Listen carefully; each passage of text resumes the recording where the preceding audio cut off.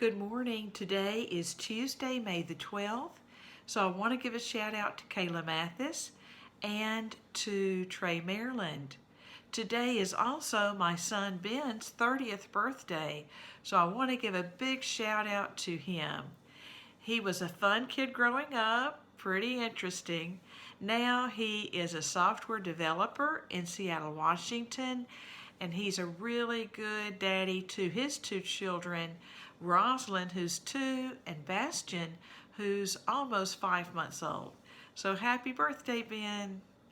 Today, guys, I'm going to read one chapter, and it's called What Happened After Dinner, Chapter 8. There really are only 4 questions to listen to today. Number 1, what did Mr. Beaver say the Queen did to Mr. Tumnus? Number 2, who did Mr. Beaver say could save Mr. Tumnus? What exactly is Aslan? And number 4, where did Edmund go? Here we go, guys. And now, said Lucy, do please tell us what's happened to Mr. Tumnus. Ah, that's bad, said Mr. Beaver, shaking his head. That's a very, very bad business. There's no doubt he was taken off by the police. I got that from a bird who saw it done. But where has he been taken to? Asked Lucy. Well, they were heading northward when they were seen last, and we all know what that means. No, we don't, said Susan. Mr. Beaver shook his head in a very gloomy fashion. I'm afraid it means they were taking him to her house, he said. But what'll they do to him, Mr. Beaver? Gasped Lucy.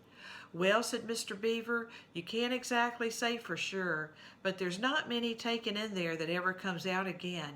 Statues, all full of statues, they say it is, in the courtyard and up the stairs and in the hall. People she's turned, he paused and shuddered, turned into stone. But Mr. Beaver, said Lucy, we must do something to save him. It's too dreadful, and it's all on my account. I don't doubt you'd save him if you could, dearie, said Mrs. Beaver, but you've no chance of getting into that house against her will and ever coming out alive. Couldn't we have some stratagem, said Peter. Couldn't we dress up as something or pretend to be, peddlers or anything, or watch till she was gone out, or, hang it all, there must be some way. This fawn saved my sister at his own risk, Mr. Beaver. We can't just leave him to have that done to him. It's no good, son of Adam, said Mr. Beaver. No good you're trying, of all people. But now that Aslan is on the move... Oh, yes, tell us about Aslan, said several voices at once.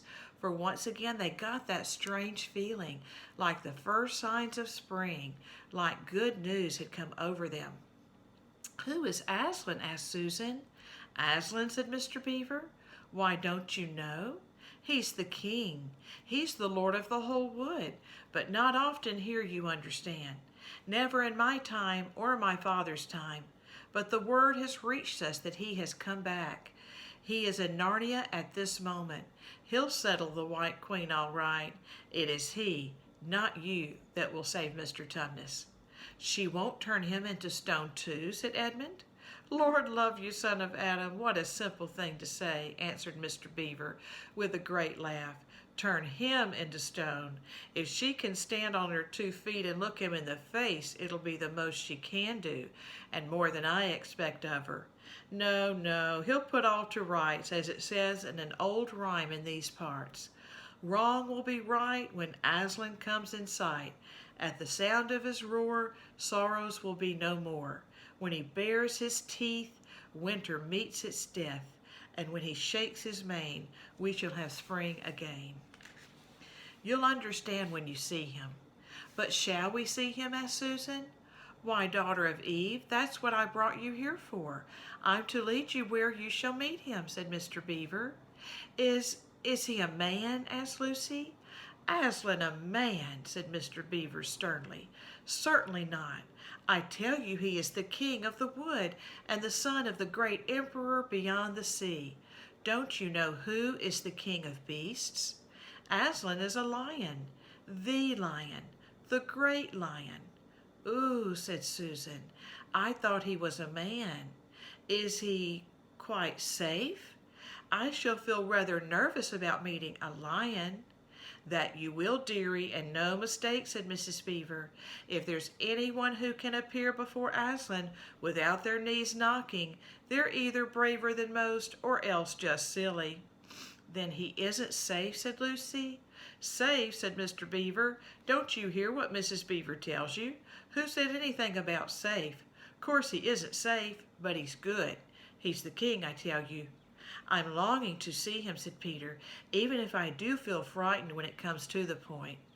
"That's right, son of Adam," said Mr. Beaver, bringing his paw down on the table with a crash that made all the cups and saucers rattle.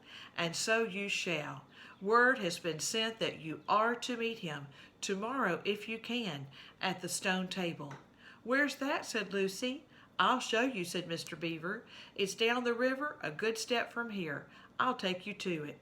"But meanwhile, what about poor Mr. Tumnus?" asked Lucy. "The quickest way you can help him is by going to meet Aslan," said Mr. Beaver. "Once he's with us, then we can begin doing things. Not that we don't need you too, for that's another of the old rhymes. When Adam's flesh and Adam's bone sits at Cair Paravel enthroned, the evil time will be over and done." "So things must be drawing near their end now he's come and you've come. We've heard of Aslan coming into these parts before, long ago, nobody can say when, but there's never been any of your race here before." "That's what I don't understand, Mr. Beaver," said Peter. "I mean, isn't the witch herself human?" "She'd like us to believe it," said Mr. Beaver, "and it's on that she bases her claim to be queen, but she's no daughter of Eve. She comes of your father, Adam's," here Mr. Beaver bowed, "your father Adam's first wife. Her they call Lilith, and she was one of the jinn. That's what she comes from on one side, and on the other side she comes from the giants. No, there isn't a drop of real human blood in the witch. That's why she's had all through, Mr. Beaver. Oh, excuse me, that's why she's bad all through, Mr. Beaver," said Mrs. Beaver. "True enough, Mrs. Beaver," replied he. "There may be two views about humans, meaning no offense to the present company, but there's no two views about things that look like humans and aren't." "I've known good dwarfs," said Mrs. Beaver. "So have I, now you come to speak of it," said her husband, "but precious few, and they were the ones least like men. But in general, take my advice when you meet anything that's going to be human and isn't yet, or used to be human once and isn't now, or ought to be human and isn't, you keep your eyes on it and feel for your hatchet. And that's why the witch is always on the lookout for any humans in Narnia. She's been watching for you this many a year, and if she knew there were 4 of you, she'd be more dangerous still." "What's that to do with it?" asked Peter. "Because of another prophecy," said Mr. Beaver. "Down at Cair Paravel, that's the castle on the seacoast down at the mouth of this river, which ought to be the capital of the whole country if all was as it should be. Down at Cair Paravel there are 4 thrones, and it's a saying in Narnia time out of mind that when 2 sons of Adam and 2 daughters of Eve sit in those 4 thrones, then it will be the end not only of the White Witch's reign, but of her life. And that is why we had to be so cautious as we came along, for if she knew about you 4, your lives wouldn't be worth a shake of my whiskers."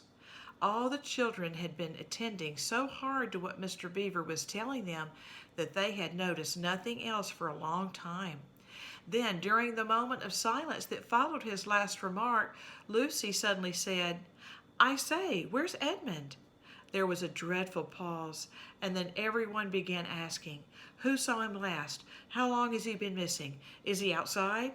And then all rushed to the door and looked out. The snow was falling thickly and steadily.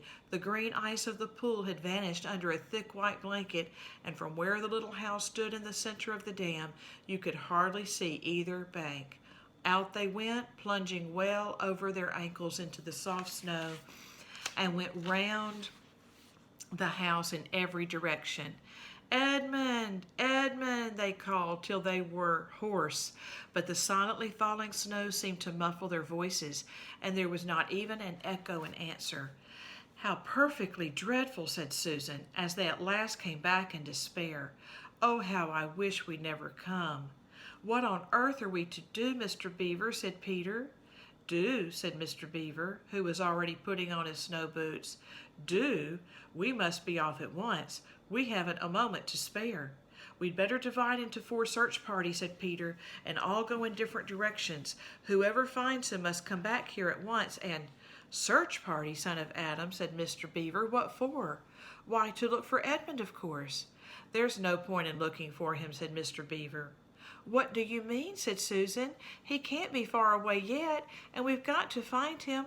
What do you mean when you say there's no use looking for him?" "The reason there's no use looking," said Mr. Beaver, "is that we know already where he's gone." Everyone stared in amazement. "Don't you understand?" said Mr. Beaver. "He's gone to her, to the White Witch. He has betrayed us all." "Oh, surely! Oh, really!" said Susan. "He can't have done that." "Can't he?" said Mr. Beaver, looking very hard at the 3 children. And everything they wanted to say died on their lips, for each felt suddenly quite certain inside that this was exactly what Edmund had done. "But will he know the way?" said Peter. "Has he been in this country before?" asked Mr. Beaver. "Has he ever been here alone?" "Yes," said Lucy, almost in a whisper. "I'm afraid he has." "And did he tell you what he'd done or who he'd met?" "Well, no, he didn't," said Lucy. "Then mark my words," said Mr. Beaver.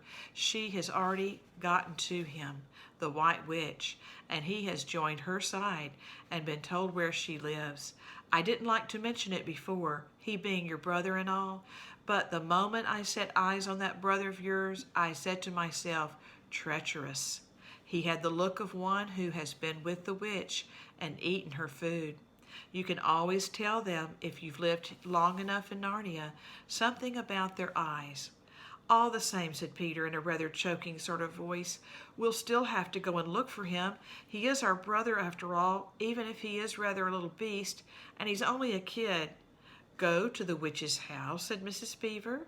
"Don't you see that the only chance of saving either him or yourselves is to keep away from her?" "How do you mean?" said Lucy. "Why, all she wants is to get all 4 of you. She's thinking all the time of those 4 thrones at Cair Paravel. Once you were all 4 inside her house, her job would be done. And there'd be 4 new statues in her collection before you'd have time to speak. But she'll keep him alive as long as he's the only one she's got, because she'll want to use him as a decoy, as bait to catch the rest of you with." "Oh, can no one help us?" wailed Lucy. "Only Aslan," said Mr. Beaver. "We must go on and meet him. That's our only chance now." "It seems to me, my dear," said Mrs. Beaver, "that it is very important to know just when he slipped away. How much he can tell her depends on how much he heard. For instance, had we started talking of Aslan before he left? If not, then we may do very well, for she won't know that Aslan has come to Narnia, or that we are meeting him, and will be quite off her guard as far as that is concerned." "I don't remember his being here when we were talking about Aslan," began Peter, but Lucy interrupted him. "Oh, yes, he was," she said miserably. "Don't you remember it was he who asked whether the witch couldn't turn Aslan into stone too?" "So he did, by Jove," said Peter. "Just the sort of thing he would say too." "Worse and worse," said Mr. Beaver. "And the next thing is this. Was he still here when I told you that the place for meeting Aslan was the stone table?" And of course no one knew the answer to that question. "Because if he was," continued Mr. Beaver, "then she'll simply sledge down in that direction and get between us and the stone table and catch us on our way down. In fact, we shall be cut off from Aslan." "But that isn't what she'll do first," said Mrs. Beaver, "not if I know her. The moment that Edmund tells her that we're all here, she'll set out to catch us this very night, and if he's been gone about half an hour, she'll be here in about another 20 minutes. "You're right, Mrs. Beaver," said her husband. "We must all get away from here. There's not a moment to lose." Here are your 4 questions. Number 1. What did Mr. Beaver say the Queen probably had done to Mr. Tumnus?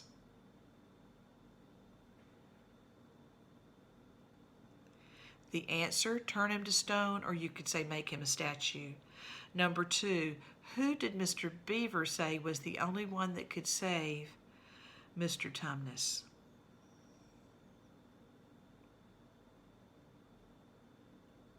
Answer, Aslan. Number 3, what exactly is Aslan?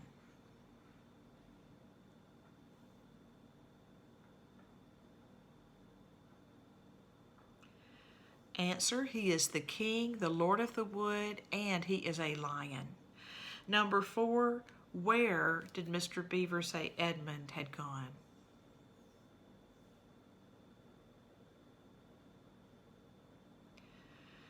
The answer, to the Queen's house, which is actually the White Witch. See you tomorrow.